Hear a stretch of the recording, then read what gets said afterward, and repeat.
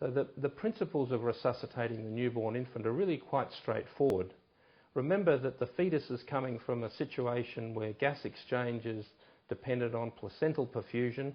The lungs themselves are full of fluid, and in fact in utero the lungs receive only about 10% of the combined cardiac output. That clearly can't persist beyond the time of delivery, and in fact neonatal resuscitation is all about assisting the baby through the process of cardiopulmonary transition.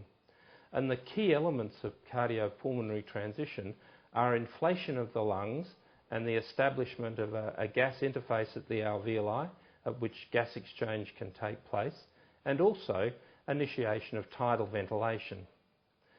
All of that will be of little value, however, unless we also have a decrease in pulmonary vascular resistance and an increase in pulmonary blood flow.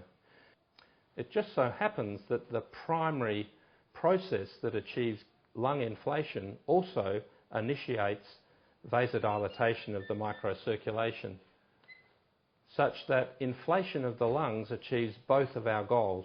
It achieves the establishment of a gas interface at the alveolus and tidal ventilation, and it also achieves an increase in pulmonary blood flow. And I think this is the important difference, or the prime message in resuscitating the newborn, is that the initial process involves helping the baby get through cardiopulmonary transition.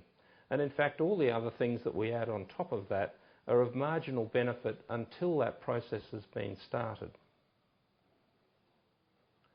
The asphyxiated fetus goes through a fairly well documented sequence of cardiorespiratory changes in utero, with varying stages of respiratory depression, primary apnea early, followed by gasping respirations, and then secondary or terminal apnea later. And during that time frame there's diminishing heart rate and cardiac output. But really our main decision at the time of delivery is whether or not the baby's breathing adequately.